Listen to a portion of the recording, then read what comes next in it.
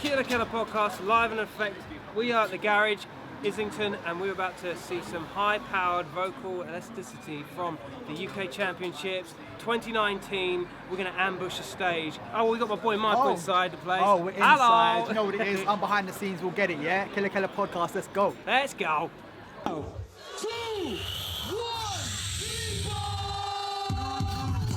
Beatbox Creative. are you guys ready? This is We here to talk about world music and street culture. Killa Kela podcast. Ladies and gentlemen, how are we feeling? We feeling good? Yeah, guess what? It's a takeover. We're taking over this shit right now. This is the UK Champs 2019, and my God, have we got some people inside the ride. I go by the name of Killa Kela. This is the regular weekly podcast, but let's see who's on. Hit that shit, G.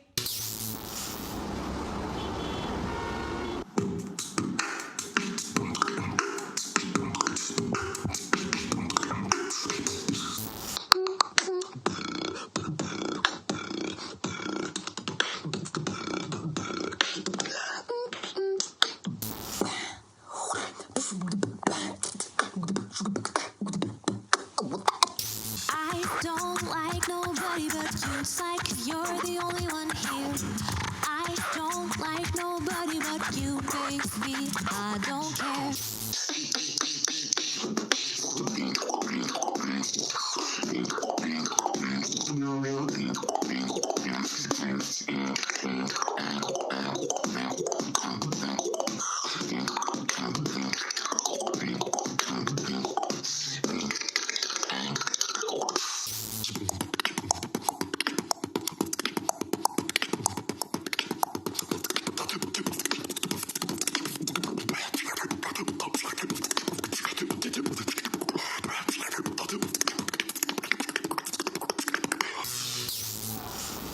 What are we saying on that? Does that sound good or what? This is the audience, this is the vibe. These aren't just spectators, these are superstars in the game, and they're here tonight, and they're going to be celebrating with us this year's UK Champs. But let me rewind it back a little bit, because obviously this is an ambush takeover, and where would you be without a bit of ambush takeover prior knowledge? Every week I do this podcast, do it every week, twice a week in fact, and we do it live once a month. Let's roll that shit VT style and who's been on in the past. Let's go, G. How we feeling? Make some noise, gang! wow, we were. This is the Killa Kela podcast live stream live show for those of you that don't know. Without further ado, let's have a look at who's been on the podcast for the last couple of months. Roll that shit, G.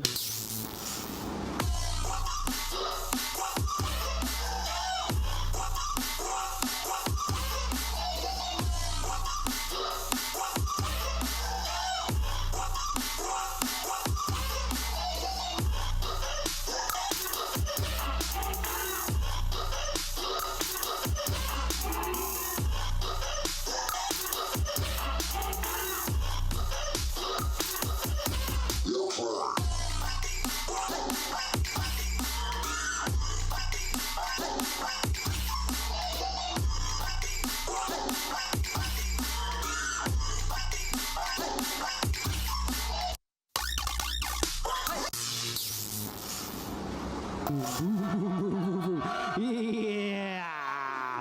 Raw, like a dungeon dragon. Killa Kela podcast live in effect. Now listen, for those of you who don't know, I've only just joined into the circus, right? Every week I do a different podcast. So what you just seen there is a whole bunch of things that have been happening over the last God knows what. So you know exactly what to do. You need to stay in tune, okay? SJ, what's been going on the floor? Hello the hated. Hello. So I'm with Twan the Don. We've got Daya in the building. He's called General Levy. Hello Reeps. Hello. I am with Beats and his fucking stepson Craig. Here we are. I've just met Goldie outside, who's going to be talking on the podcast tonight. Let's take it back. Let's go right back. Let's go back to the start, because I remember you very, very vividly within the documentaries, the b-boys, the graffiti scene. Like, it was a very hazy sepia time for me, and I'm sure it's even more sepia and hazier for It's you. really, as I remember nothing about it. This is from Warwick. This is incredible. Check the... Look at, no, it's a hat. It's actually a hat. And more importantly, it's the monkey from Where's Your Head At? How's that? Head out, where's your head at? You guys set it off, I'll do some fancy shit over top. How you feeling? You feeling good?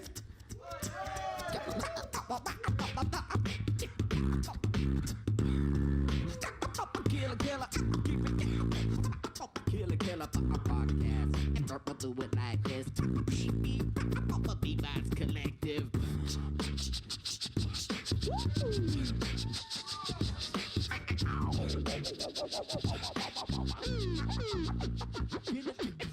I'm about to introduce you to the world of the DMC Championships 2019. Kings in the house. Yeah, Kings Fund. These are my peoples, man. It's like the bat phone in this place. It's like called Graffiti Kings. We are at the garage, Highbury in Islington, for the final swan song, the last song, the last show from the Foreign Beggars. We got my boy Metal. King Kong Part 2, how you feeling, cuz? Ready. Live inside the Beatbox, you know what it is, Killa Kela podcast. We have the mighty John First, DMC champion. We're in the pod right now with Shay D. How you feeling, girl? I'm feeling good, man. Here we go, live and direct. Once again, we got the Ragged Twins inside. People that make the clothes don't make the people. Hey, that's the like, you know, you got a style with your b-ball caps. You're one of the first people I see that. Spin that back round. How do you get your brim? How? You're steaming it, right? You steam that, right? Is that like a Killa Kela secret? Just a lot of stimulation. It's stories that are attached to the footwear that make things for me. It's not about how limited they are. It's not about how rare they are. It's about the personal attachment that I have. Bringing out the Lovesick London two-piece tracksuit with the lips. And you know what? While I'm here, you know, let me just take a moment to big up my man Killa. Like, people don't know the history of this dude, you know. Like, he's been in this thing a long time. Me and you go back a long way. We used to do the heavies with my man Chip and all the thing. Like, so people, like, before we even done with Terry, can I hear some motherfucking noise from my man Killa, please? You know what I mean? All about love appreciation. I don't often come out and sit in the audience. I don't do that often. Take care of yourselves. Peace.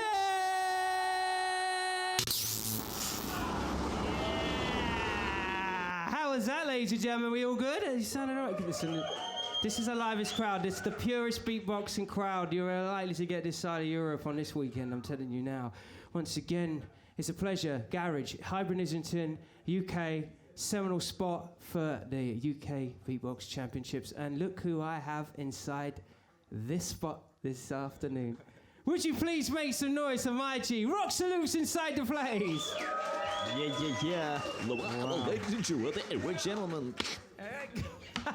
I'm telling you now, dude, I really don't need much of this going on. I know a lot. We go back a long, long way. We've kind of been part of the same fish course, you know what I mean? Yeah, true. Yeah. How's it feel to be in the UK? Well, it's great. I was here judging in 2006, I think. You were. That's a long time ago. And it's a great community, and it's very well organized. Very much so. It's insane, actually. It's really, really, really good for everybody, the family, and for the judges. It's a real family vibe, isn't it? Yeah. It's and it's cool because there's a lot of familiar faces. People who've been there since 2006 and new faces, and everyone is very open, warm, so yeah. And we retain our ages, our looks. We still look the same as we did in 2003. Yeah, you know what I'm saying. Listen, you're originally from Belgium. You live in Denmark now, right? Yeah.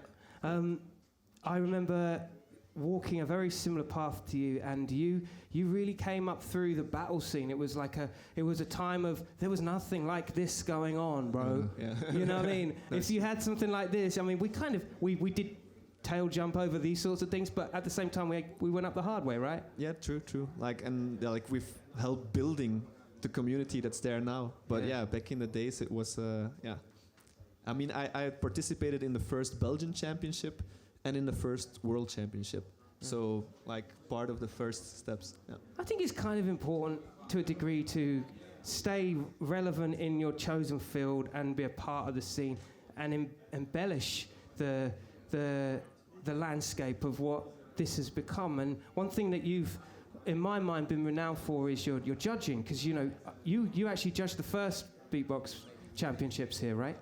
Yeah. True. Yeah. So what date was that? I have no idea. I can tell you. It was 2005. Boom. Boom. There you go. What do you look for in terms of technicality and ability within that? Yeah, I think like as a judge in the elimination rounds, it's very clear because you just have one person, so you can judge the performance of that person. So there's no battle aspect, and then you can look. One thing which is very important is to not be boring. I mean, like, it sounds maybe a little bit weird, but when you're judging and there's someone doing something on stage, and every second you feel engaged and you're waiting, oh, what's he gonna do now? And now, that should be the minimum bar of what you want to bring. Because anything below that, as a judge, you know, you kind of, when you start to like lose your focus a little bit, or like be like, you know, that's not a good thing. I feel that's that. not a good thing. Yeah, and I was thinking about this because, you know, of a generation past where there was X Factor and Pop Idol and American Idol, and let's remember, with the judges getting those in and outs of different people doing their individual talents, there's got to be like this kind of weighing of the mind of like getting a little bit disorientated and knowing what talent is, and you know, you miss a beat, you know, each person that comes on. Yeah, I guess like as a judge, you're also obviously you try to be objective, so you look for mistakes, and that's why I prefer being in the audience than being a judge. Because if you're in the audience, better out front as well, right? Yeah, it's just way better to be in the audience, because as a judge you have to like, you did a little bit there, or so you're looking with a very critique mind. So yeah, there's like technicality, you know, how many different techniques you can do and how well you can do them. Speed, power comes in, and like different sounds. Then there's musicality, and musicality is actually, it's not so much about singing or doing a melody. It's about sounding like music. So if you hear someone and it's just like, this sounds like music, that's musicality. So it can be just a beat, but if the beat is in a nice groove and the kick drum sounds nice, and the you know, like... Melodies come in a lot over the last couple of years. All of a sudden there's a tonal aspect, and everything has a hook. Do it now. But if you do melody, you have to do it right. That's kind of the thing. So like then you know, if you don't do it right, it's like you lose points as well on technicality and musicality. That's very nerdy, actually. Keep going, they love it. You guys love it. You like a bit of nerdness, right? We're beatbox fanatics, you know, addicted to that shit.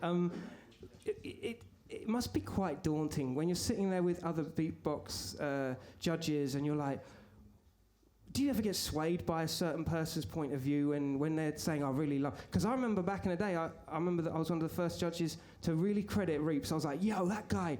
And it kind of flew past other people's heads, and I think that kind of swayed the overall judgment. Yeah, that's a thing, like, as judges, we say you shouldn't talk. So, like, we're looking for the personal opinion of the judge. So, like, you're not looking... Because then I could have 5 of me, you know? Like, if I would influence everyone... That'd be destructive.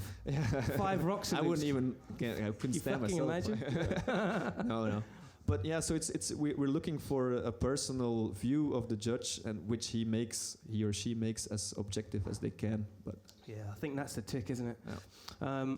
I think I was with Bellatrix at the Beatbox Battle event back in 2000 and something, 2013 or something. And I remember we were having this mad conversation. Like, no, I think he should. It does happen. This is heightened things, right? Yeah, because we did used to like for the finals we did it. Because like all the other things is judges, are you ready, left or right, and then for the finals on like we would go in and have a talk about it as well a little bit. Yeah, well, it's a cool concept and a cool thing. I also think that actually we should tell it to the participants. Yeah. If we have a judgment, why? Yeah. Why did this one win? 100%, I agree. You know, or what could they work on? Yeah. And I have a lot of people coming to ask me like, what did you think? What can I do better? And like, yeah. So if you're ever in doubt about why things are the way they are, definitely speak to the judge at the end of the show, and you get the rundown. Exactly. What's the plans for you for the rest of the weekend and the next year? Well, now just this tonight, UK Champs, and then tomorrow we go back, and then I have like a lot of shows here, there, like in Europe, around Europe. Yeah. I fucking love it. The legend Roxorloop inside the house. Would you please make some noise for Roxorloops? Thank you. And wow. That's just the first, okay. Right, we went to, no, hold on a minute. Last week, actually, we were with the Beatbox Collective on my show, and they did an exclusive performance with me. We're going to run that shit now for you guys at home. G, switch the button. I know exactly what I'm talking about when I come to you guys. This here is the premier Beatbox Collective crew, without question. These guys are the embodiment of the collective vibe, right? Yeah, for sure. Explain how this thing like came about in a nutshell. The Beatbox Collective, I guess we've all kind of been beatbox buddies for the past 15 16, years. 17, maybe. We're getting old, man. We're getting we all met on the beatbox battle scene and jamming and all this kind of stuff in the early days of beatboxing in the UK. And then in about 2012, 2011, a beautiful and amazing festival called Shambhala actually kind of put the group together in a sense. But there was about 10 of us at the time. 10 of you? 10 of us. Why? 10 of us on a line check. That was, the joy of the sound engineer. No material. That shit must have been like feedback central. Oh, yeah. The sound guys loved us. Things could go really well or not at all. But like I say, we've always been jamming and meeting people, meeting each other on the scene and getting involved. So it was kind of a natural progression to make some music together. Yeah, I really get the idea that you guys are like not only buddies, but like you literally live and do your stuff as an organism all the time. It's so fun because you get to do what you love and be with friends and experience that energy together. Yeah. And because it's so nice that how the scene has progressed and to share that passion together with someone is just like an incredible feeling. Yeah. Because they feel it with you. Yeah. Yeah, it's just can't describe it really. So, yeah. What's the biggest argument you lot have ever had? Who's doing the bass line? Yeah. Is it baseline fights? Absolutely, yeah. It's like everyone wants to do it. Everyone wants to do the big drop and everything. But then it's like, but we're very modest about it. Everyone is very good at knowing each other's vocabulary. So everyone is like, that's your bass. You'll nail it for that one. And then some people are stronger at certain other parts. So then we swap around parts. But then even when we re-rehearse shows, when one member can't do it, that means everyone else has to do completely different parts. And it's an absolute nightmare to rework. Actually, yeah, that's a really good point, because imagine if you guys were going to go and do a show and you had a Friday show which needed to be in one place and they wanted a certain assemblement of you guys, and then the next day you had to be in another country, another place, and they wanted another... It's logistical nightmare. It's the So Solid Crucive some concept stuff. Like, what, 5 gigs one night, 7 different cities? Yeah, go for it. I mean, like we are sort of that Wu-Tang clan of beatboxing in the sense of like, individually everyone is up, down, around the country in different places, but we do sellotape another member on when we do need it. We do it in members when it's 2, 3, 4, 5, or whatever the budget can take. I'm honestly saying, man, I don't know crews that do it so consistently, in the sense that you'll weave like songs that people know like super quick, and then you'll like knock them back into other things, and it's just fun. I can put my eye on one person and he'll be doing like a multitude of different things just to keep the whole show linear and together. Oh yeah. And I think there's a lot of what, for me especially, what I've learned with beatboxing with other people consistently and for a show, is that a lot of the time I could just be on stage and just be going, and that adds a whole dynamic. You don't need to be doing find the pocket. Things. Yeah. I mean, this is the thing, isn't it? When it comes to... so I'm just looking because I'm actually thinking we should do something. Yeah, obviously. Yeah. I'm actually thinking maybe we should like stop prick teasing and actually do some shit. Who wants to hear us do a little buzz or something? You know what I mean? What genre? All right, so who's doing the bass? Rock. All right, go on. You guys set it off. I'll do some fancy shit over top. How you feeling? You feeling good?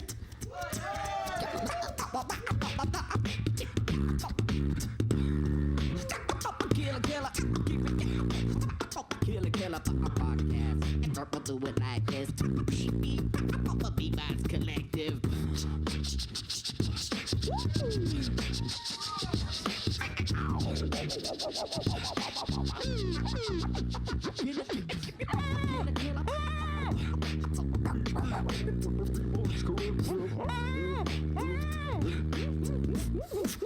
Make some noise.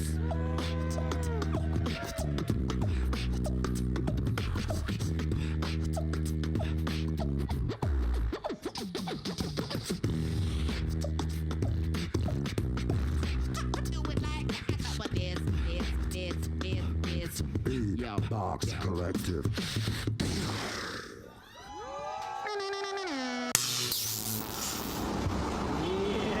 Shout out to the Beatbox Collective. They are seminal in making this thing happen right here. This is the UK Champs 2019. And I've got a couple of guests inside the place. Would you please make some noise, turn it up and get loose for Faya Braz and, of course, the awesome Bellatrix. Make some noise! Wow. Is your microphones working first, Beatbox Fanatics? I think yes. Oh, there you go. Hello. There you go. Hi. Hi. Hailing from the United Kingdom and France, Paris, France? Yeah, Paris. But let's start with this. Would you mind? Is that okay? Yeah. Oh, absolutely. So, the international scene. Now, when I look at the resume, brother, this is actually nuts. Like, I remember Under Control very well. Yeah. Make some noise for Under Control. Come on, bro. Like, you guys. You kind of set a standard, do you know what I mean? Yeah. In terms of collective shit. And what happened? How come, did you guys do stuff? Are you still buddies? You still do stuff and whatnot? So the group, we split in 2016. 2016, yeah? Yeah. And so we've been existing for 9 years. So from 2007 to 2016. Yeah. And we stopped working together. Yeah. But we started by being really. We used to love turntablism. Yeah. Executioners. Yeah. A-Track. Yeah. Q-Bert. Shit's crazy, bro. It's just crazy. Birdie Nam Nam. Yeah. Birdie Nam Nam, of course, C2C. man. Yeah. We used to love this, and it wasn't existing at the time in the beatbox, this aesthetics. Yeah, that kind of formation thing. Yeah, even, I mean, just turntable pushing this concept as the DJs, but as beatboxers. Yeah, and we right. just wanted to see this, and as it was not existing, we were like, okay, let's do it because we want to see what it can give in terms of art form. Yeah. Like doing it with the mouth. Yeah. You know, and it was really like, I don't know, we used to love DJing and turntablism, and we wanted this aesthetics. Yeah. It's mad, isn't it? As a generation, I think we share common, all of us share a common DNA in that club music was very much an influence. There was a presence there, especially with the scratch DJing and stuff. Yeah.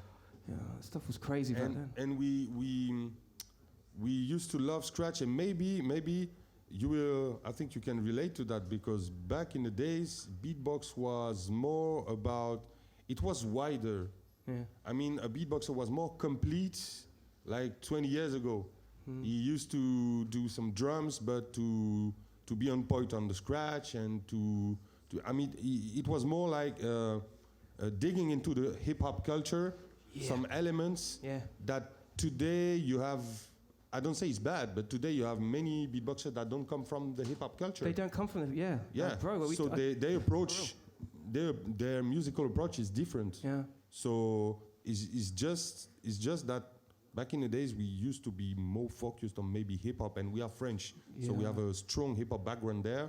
So I guess it's why we were sounding like that. For real. A big shout out to Alim and Eclipse, all crew over there, Collapse. Well, this is where we also to bring you in, because you last time I saw you was at the Beatbox Championships last year. Yeah. And you had it was like a whole team thing, female team thing, kind of with Kimmy, Grace Savage. Do you remember this? Yeah. What is the vibe of doing it as a collective when you're doing it with new people and in a team formation? What are the things that you consider, Bellatrix? Well, I think that quite often beatboxers, when they first start learning, they learn on their own, and it can be a very sort of solitary thing. And actually, beatboxing as a collaboration is such a different art from beatboxing on your own. And there's just, I mean, I did a little workshop on collaboration earlier, but there's this whole sort of new element of making space for other people and being aware of, you have to be kind of more self-aware, like what is your contribution?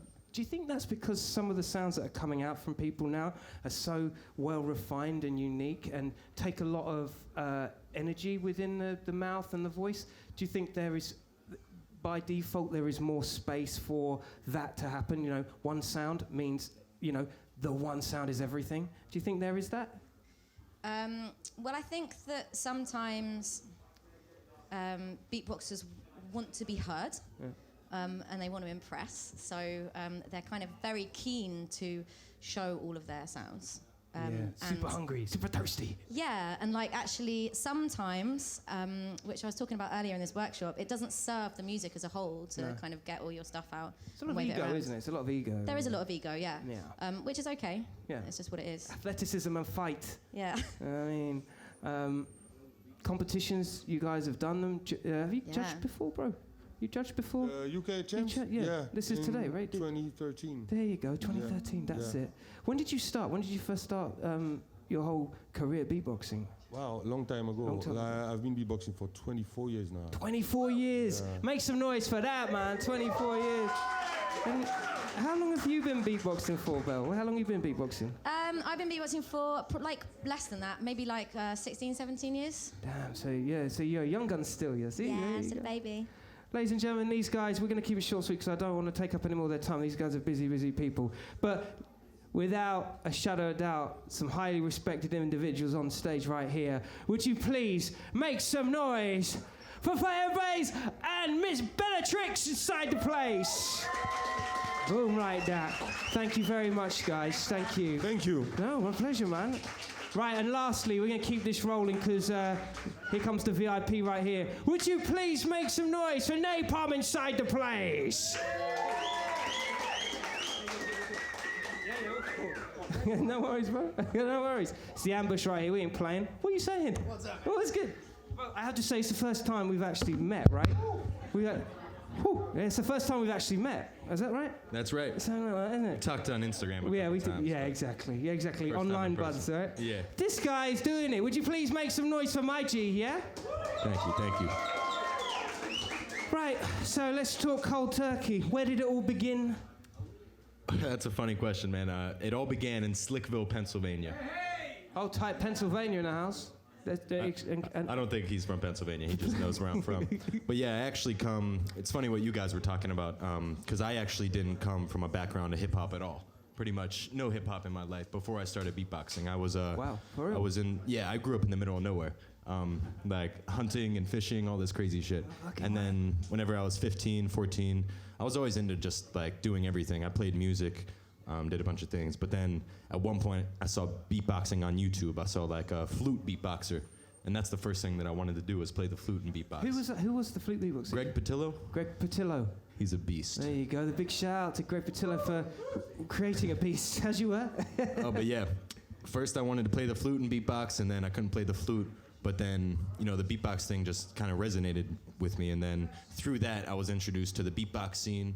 And then through the beatbox scene, I was introduced to hip-hop culture, electronic music, all of these different things, you know, that are similar to beatboxing. And, you know, since then, it's really just been my full-time passion. That's what I'm made to do. Bro, I'm going to throw this out there because I think there is a huge argument and point. I'm not really into that, Lord of the Flies approach of like hip-hop is it, beatboxing is that. Yeah. It needed an influence outside of the circle of what it became to be. Because through that, you, D-Lo, and a handful of others, international cats, are coming up with sounds that don't sound like any instrument, don't sound like any, apart from beatbox. It's actually hard to consider what we're doing now as beatboxing. It's moved on so much, right? Yeah. Yeah, I was talking about that earlier. Like, do you call it beatboxing? Do you call it vocal acrobatics? Do you call it like mouth drumming? You know, because beatboxing as a word, it's grown so much. Like the culture of it. What they used to call beatboxing 30 years ago has changed. You know, as to now, because it could mean vocal percussion, all these different things in a cappella groups. Some people just do it in bands. Yeah. Some people are complete solo artists, loop station artists, tag teams. It's really just like an instrument now that people use to their fullest ability. Yeah, an accompaniment with other instruments in ways that it has never been done before. Yeah, it's pretty sweet. That's crazy. I had a chat with Reeps on my podcast, one of the first ones I did, and he's doing this whole Harvard thing, right? Mm-hmm. And one of the people that he was working with, I hope he doesn't kill me for saying this, but he said that they defined it as new voice. New voice. I mean, I could see that. It's kind of like b-boying in a way, where it's like superhuman version of dancing. You know? Like this is superhuman version of singing, or just using your voice. Yeah. So I don't know what name I would give it. Vocal acrobatics is what I like to say. I think we all kind of coin it in a generational way of trying to push and give something an identity, isn't it? Yeah. New York, you guys kind of embody that. There's too many of you out there, but like for real, like this whole beatbox fraternity that's going on out there, you're holding a flag for the States, bro. Like, and I think that's really important for the scene, because it's where it originally emanates from, man. Yeah, I mean, as the Beatbox House, there's 5 of us: Gene, Chris, Amit, and Kenny, and they're sick. Make some noise for the Beatbox House. Yeah.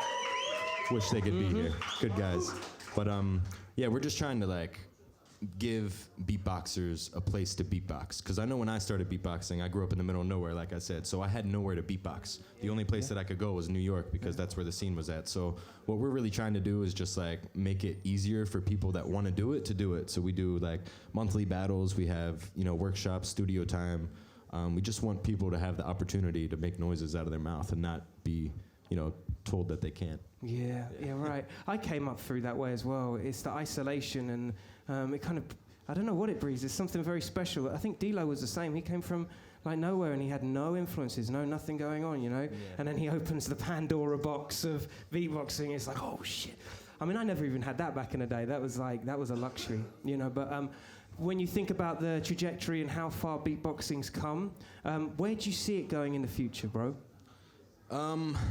It could go a lot of different directions. Like, you could use beatboxing in so many different ways. Yeah. So I think just as a culture in its own, it's going to become so popular. But I don't think like any specific type of beatboxing will become popular. It's just like what people are going to know. Yeah. Like, people know how to dance just because it's with them all the time. And beatboxing is just as easy as dancing. It's true. It's true. It's almost like it's its own thing. Like turntablism is almost Yeah, but with beatboxing, you need absolutely nothing. You know, you can just do it. Yeah. So like in the future, I just see like every kid in school beatboxing, like just really everybody beatboxing. That'd be so sick. That'd be so sick.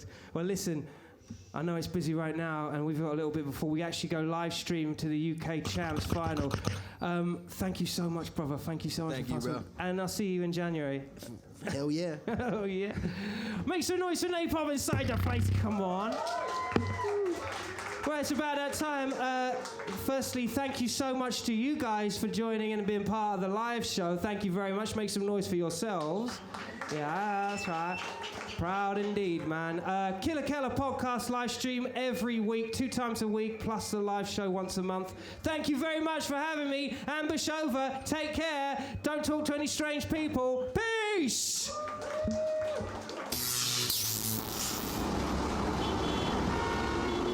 Well, that was a bit good, wasn't it? We only went and done it. We only done it live stream. We ambushed the place. Yeah, you know what it is. UK Beatbox Championships live. What are you saying about that, Michael? You know what it is, yeah. Behind the scenes, Killa Kela official. Michael Heron's here. Check out all the behind the scenes Killa Kela official. Honestly, it's the best. Every month, right? Every month. Every month. Check every month Killa Kela official. Can't stress that enough. Let's get it, yeah? Yeah, we're getting it like that, okay? Thank you very much, Beatbox Champs. Back in the studio. Peace.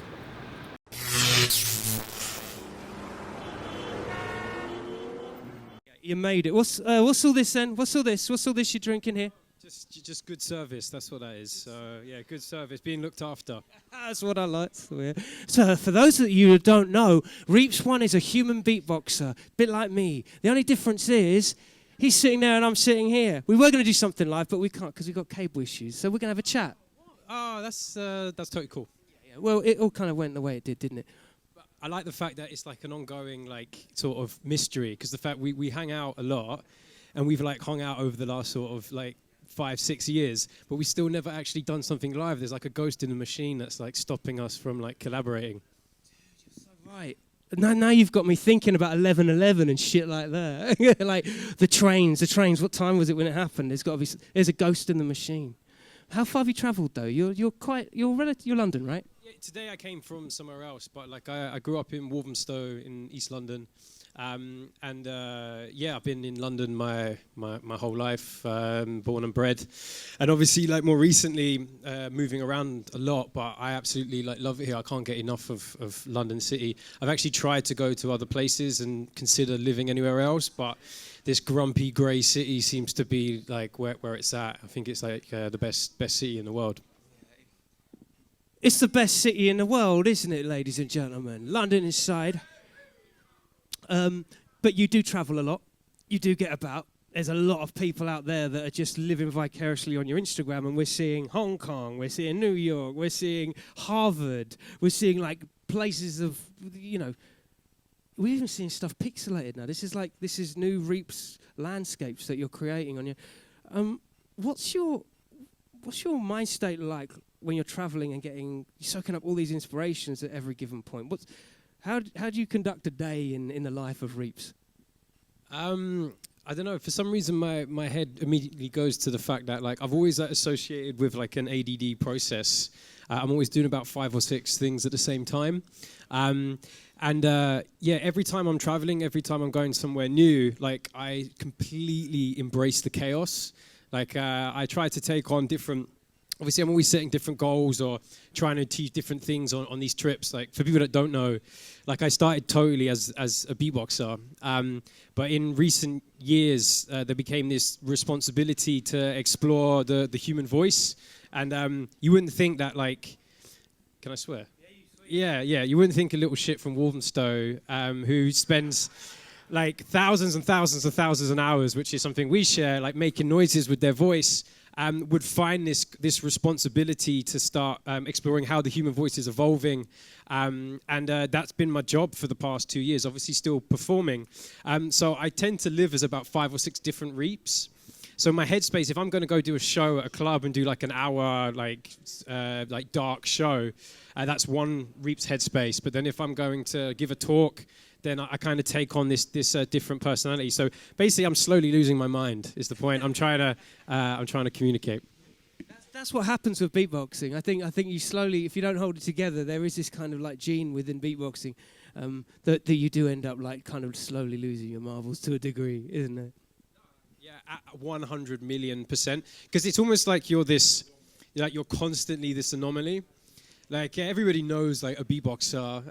Obviously it has like so much novelty and YouTube culture and all these things. Everyone has like a different idea of what that is. But it never fucking leaves you. It's with you all the time. So imagine if you're a producer and you have Ableton floating around your head constantly. What ends up happening is you get a bit distracted by that. And if it becomes your passion, your love, and your job, you have this opportunity to like never stop making, never stop creating. So you have to choose your moments that you share that. But for your mates, you have this capacity to entertain for shows and at every single level that I'm doing, I'm still the anomaly. Because like even in the academic world, I represent something that like linguistics and phoneticians just should know what the hell is going on.